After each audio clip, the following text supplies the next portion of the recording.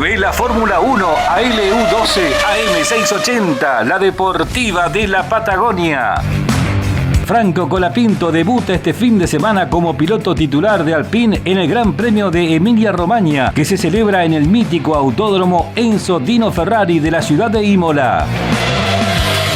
La acción se inicia este viernes desde las 8:30 con la práctica libre 1 y el segundo entrenamiento a partir de las 12 del mediodía. El sábado, luego de la práctica libre 3 a las 7:30, llega el primer desafío con la clasificación a las 11 de la mañana.